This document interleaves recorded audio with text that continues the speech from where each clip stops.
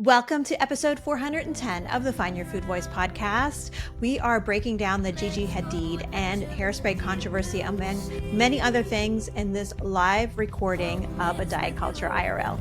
Let's get to it. Hey there, fellow voice finder. Julie Duffy Dillon, registered dietitian and your host. Welcome to this very special episode because it is part one of a live episode that we recorded when the Find Your Food Voice book was released and we were celebrating.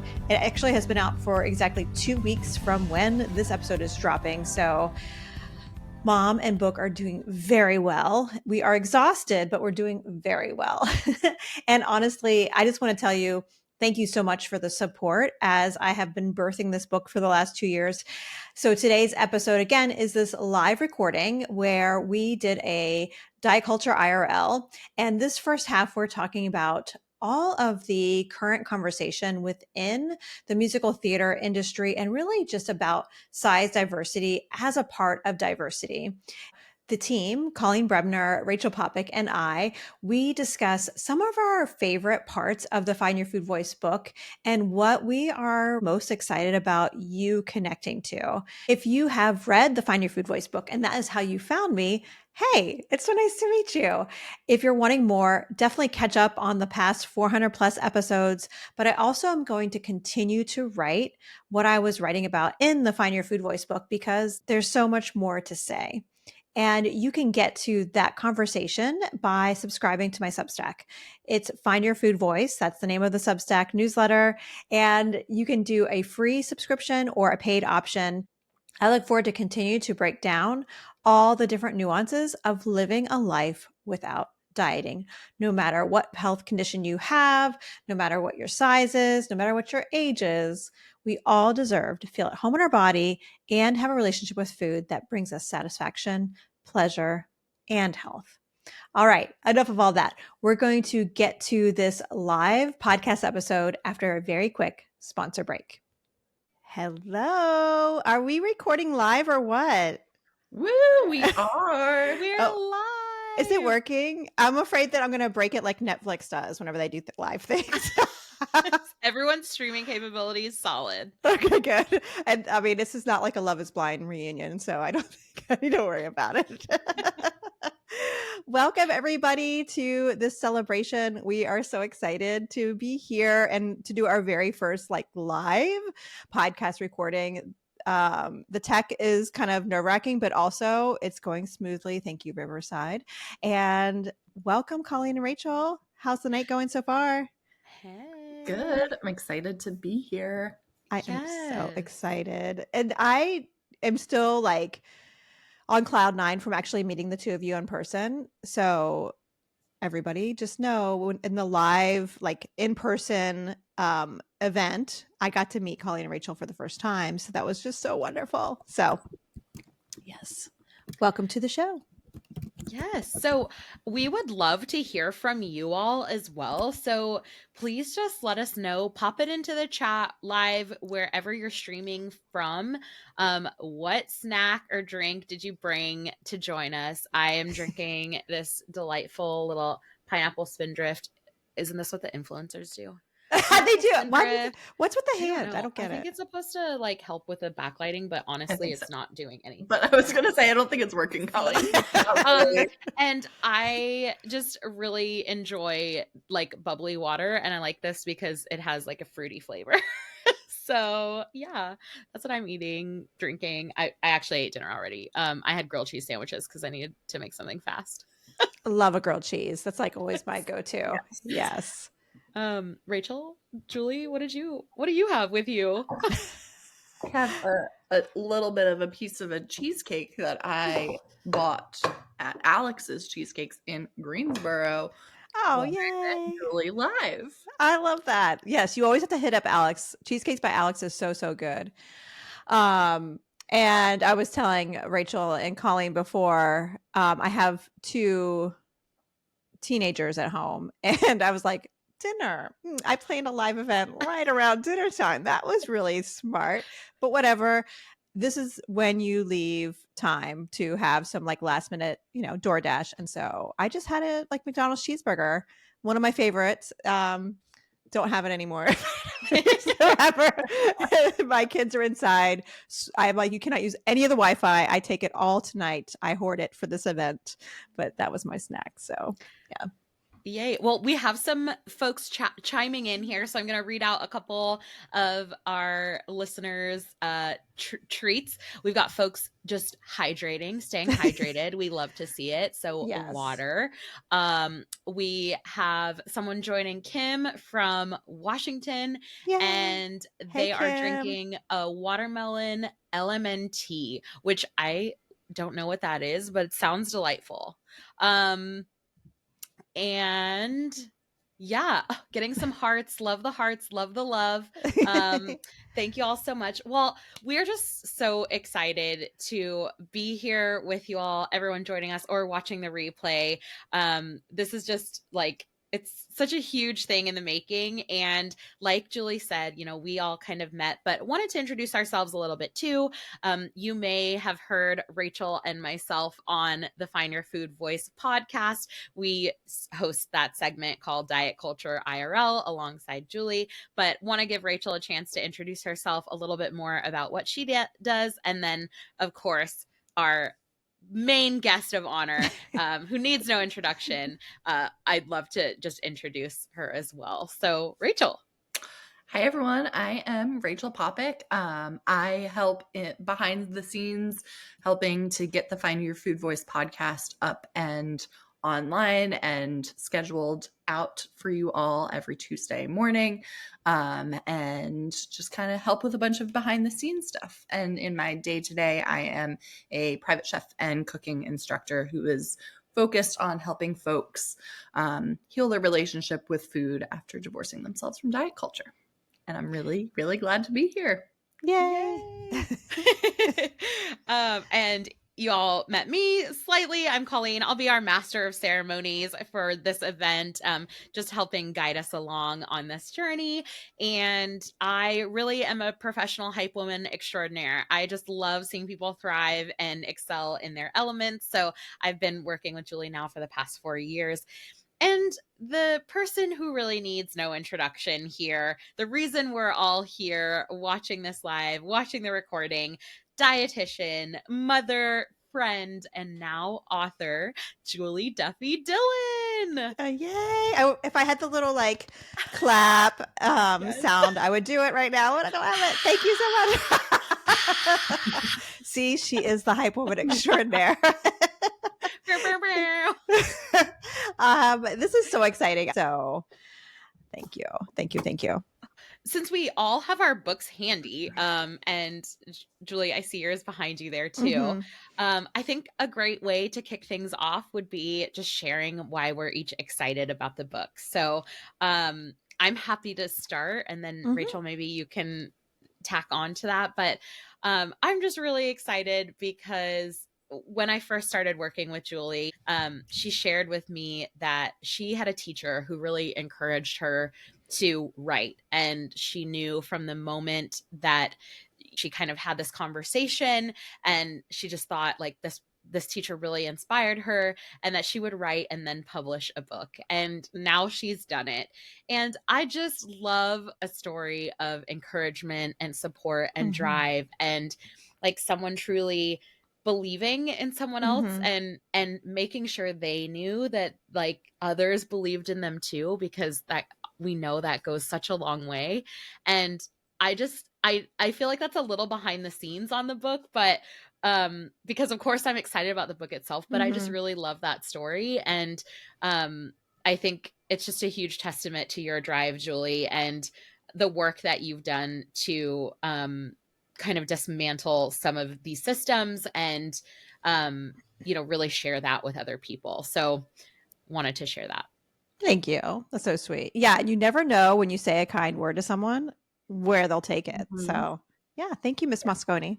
I think most of all, the Find Your Food Voice podcast was instrumental in me unlearning diet culture many, many years before I started working with Julie. And it was like really important in my healing and like my eating disorder recovery. And so I'm just so excited that there is now another format of Julie's work out in the world.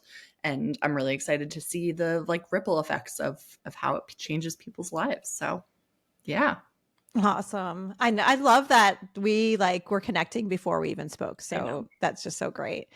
And like I said before, I'm most excited for people to have their hands on this book. And I hope when you read it, like you feel the love that I was trying to like put on the page for you, and the hope also in your relationship with food. I know it's so complicated, especially in the world we're living in this moment. It's so complicated. So I hope it helps you to feel, that unconditional permission to eat and feel a little bit more at home in your body. And like being so close to this for so long, it's feels really surreal that other people are holding it too. So yeah.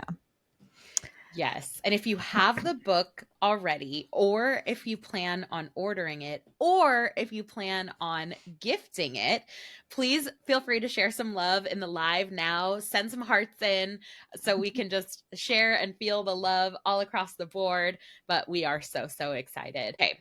So first up on the docket, want to also open it up. If anyone out there has a Diet Culture IRL, and let me do a little bit of explaining of what Diet Culture IRL is, just in case you haven't joined us before or heard Julie's podcast yet.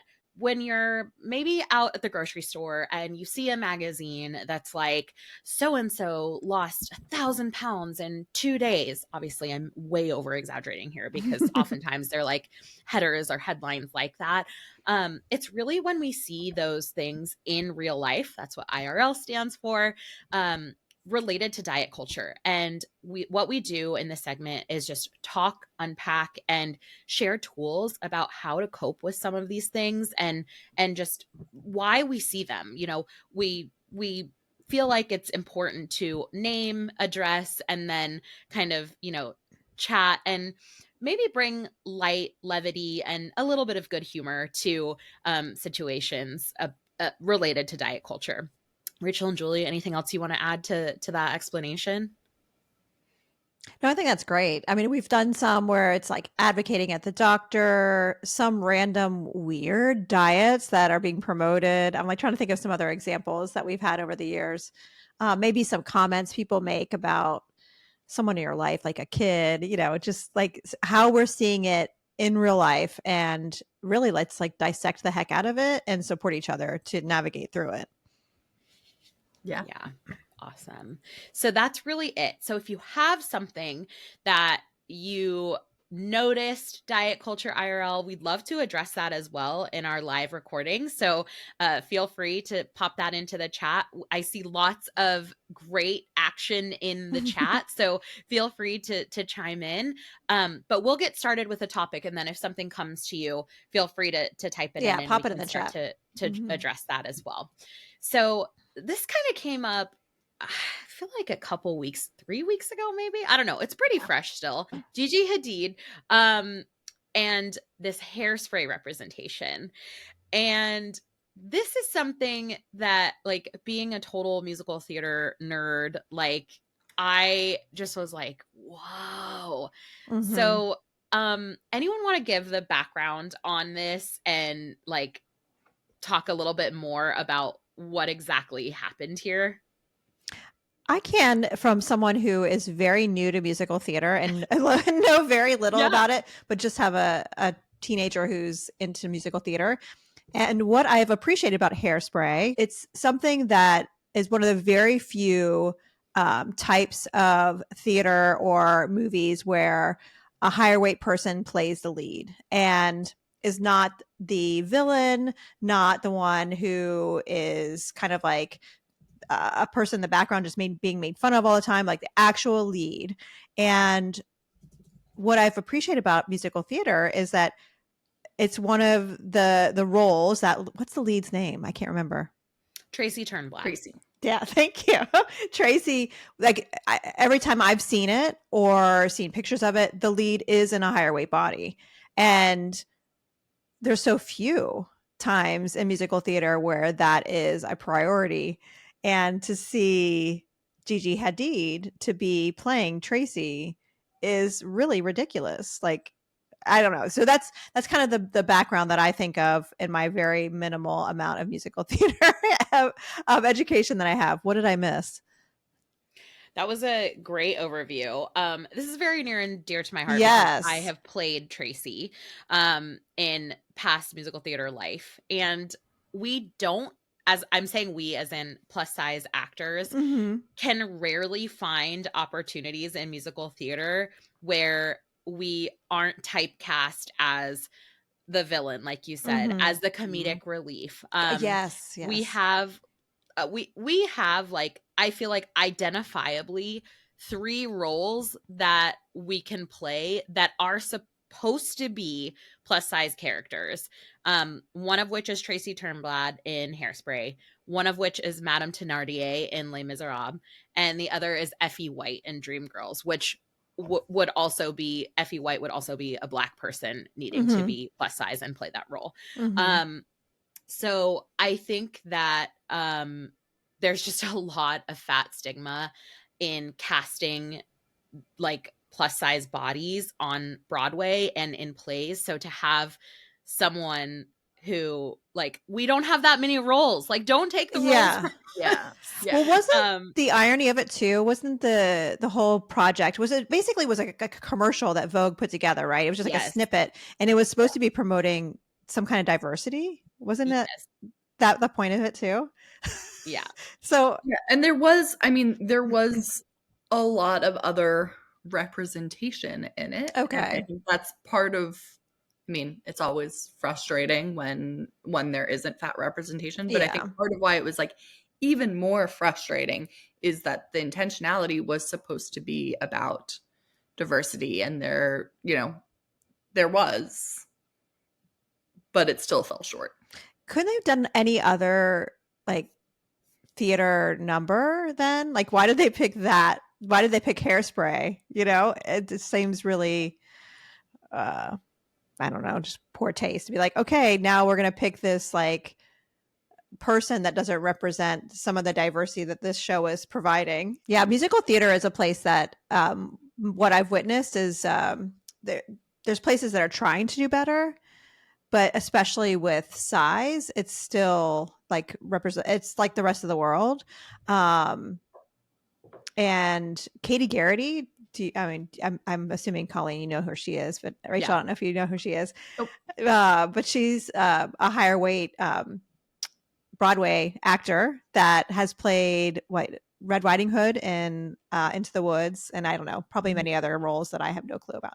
But she's someone that's talked about this, and I think she talked about it even on Virginia Soulsmith's podcast, the Burnt Toast podcast. There's a whole episode on higher weight representation in musical theater. I'm curious too to know, so some language that's been used around this has been this idea of skinny washing, which I feel like is also something that we can talk about a little bit more. This is something that's been used to describe, this is typically a term that's used in a different context, right? Usually we say whitewashing. And so to interchangeably use the word skinny washing with that, I'm curious to know what your thoughts are on that. This is a new to me term.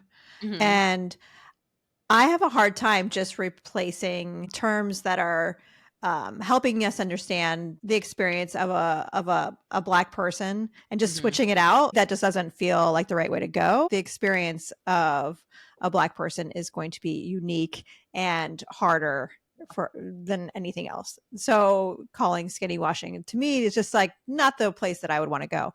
But I also appreciate, I am very new to this term. I have never heard it in my life before. I literally just brought it up in this moment. Yes. So totally fair. Thank you for bringing this Gen Xer to the conversation on like something that's new. But yeah, like what are y'all thoughts on it? What comes to mind for you? So I too am just hearing this term for the first time. Oh, welcome. But yes, thank you. But I had a very similar like gut reaction. Like, I like kind of tensed up a little bit. Mm-hmm. It just feels like there's a whole world of language out there that we could Yeah. come up with a new term for it. We don't need to co-opt a term that exists to describe the experience of Black people. Mm-hmm. Mm-hmm. Just feels unnecessary and a little icky. Yeah. Yeah. Because it's not the same. Right. Yeah. Exactly. Yeah. Exactly. Yeah, I totally am in alignment with both of you. And I feel what often happens in some marginalized spaces is people kind of trying to co-opt language to identify or describe their experience. So that might be what's happening here. Hairspray is meant to be like a defiant celebration of body diversity, and it now feels like it's being watered down a little bit, like predictable with Mm-hmm. like certain types of aesthetics. And I think that, you know, there's other ways to define like what might be happening with, you know, this cultural shift in wanting to portray, you know, Tracy's described as like a perfectly plump teen or something, I think, in like the actual like casting documents of this. So to bring that like back full circle here. So yeah, I just think it's kind of interesting. Yeah. Yeah. It's really, it just shows how much work still needs to be done. But I wanted to mention too, has there been any kind of official communication from Vogue about this? Or did they kind of just like drift off into the sunset and kind of like, you know, I'm picturing Homer Simpson going back into the bush. In the Like bush, that meme. that meme. Yeah. Yeah. Did they just do that? Because Probably my most commonly used meme. Yes, it's perfect for so many situations, including this. The last I heard, like multiple publications reached out to them for comment, and they just They did the Homer Simpson thing. Okay. They exactly did the Homer Simpson thing. Yeah. Okay. Yeah. I'm wondering too, like just to close out our conversation on this, I'm curious to know what both of you think about this, because I feel like I have thoughts and opinions, but I want to hear your take too. Do you think, like, say when Vogue approached Gigi about this opportunity and like her agent was like, yeah, she'll take it. Like, do you think the onus is on Vogue to have asked somebody else? Or do you think the onus should be on Gigi to be like, no, this obvious, I'm not the right person for this? Like, what are your thoughts on that? Well, there's probably a lot of steps in there, right? There's probably a chain of conversation. So many people were a part of this decision, because it's not even just Vogue, but there was a whole meeting and many meetings probably to like brainstorm this. Mm-hmm. And so someone could have spoken up before they even asked Gigi to be like, wait, we really shouldn't have Gigi Hadid do the hairspray because she's skinny, you know? It could have been so many different people. And all it would take was just one person to be like, no, you know? And so I don't know. I don't know if they're like, the onus is on all of us, maybe is what I'm thinking about. Or just like even to choose a different show than Hairspray. There's many other musicals to choose from. They didn't have to choose this one to show diversity, right? So, yeah. And so I think if I remember correctly, she was the one who like proposed the project. Oh. So I completely agree that like there are, you know, this doesn't happen overnight. It's not like, oh, I want to do this, and then the next day they're shooting it. There's a ton of conversations and meetings that happen and take place along the way. And I would hope that someone at Vogue would be like, maybe let's pick a different musical. I pulled up that Vogue article, and it talks about how it's like, I grew up doing musical theater. I love all things musical theater. And then it lists a bunch of musicals that she like had roles in school that include like The Wizard of Oz, Grease, Little Shop of Horrors, Hairspray. It's like you had a whole there was a lot of them menu to choose from. I have another thought. I know we need to move on, but you know, I have another thought. Maybe this was the point. Was it the point to do this to like piss people off and cause a ruckus? You know? Which that's to me is like that's an a-hole, but still like maybe that was I'm sure someone along the line was like, this seems kind of controversial, maybe we shouldn't do this, but I don't know, just a thought. Yeah. I feel like it's one of those things where sometimes you see like an ad on TV and you're like, how did this get approved? Yes. By Yes. marketing, you know? Or And you work in marketing. Yes, You know the like, process. Yeah. sometimes I'm like, no one in the room thought like bad idea, red flag. Like, so Julie, I think I'm on the same page too. It's like, oh, we could have just like one person in the room, but also being that one person in the room, it's really hard. So just like want to note that as well. Like if you are that person who does like say something and like stand up, like that's tough. It takes courage. So power to you the next time someone suggests something and you're like not on board. Yeah, it's hard to do. And the three of us all have compassion for anyone in the moment who sees an injustice about anything, including size, and just doesn't feel safe or able to speak up. Like we have compassion, and we are just so thrilled when people are able to or take that risk, because it does cause this ripple effect. That's something I talk about in the book, is how people have stood up for or just like spoken out about some injustice, and how it ended up causing this ripple effect for so many other people. So there you have it. I hope you enjoyed part 1 of our live podcast recording. Next week, we're going to share with you part 2, where we go behind the scenes on how the Find Your Food Voice book was made, as well as a live Q&A where people just asked me questions and I answered on GLP-1s, gentle nutrition, and so much more. So again, check that out. It'll be coming next week. Until then, be sure to subscribe to my new Substack, Find Your Food Voice, and subscribe to the show. Thanks so much for the support, and I look forward to being in your ears next week. Until next time, take care.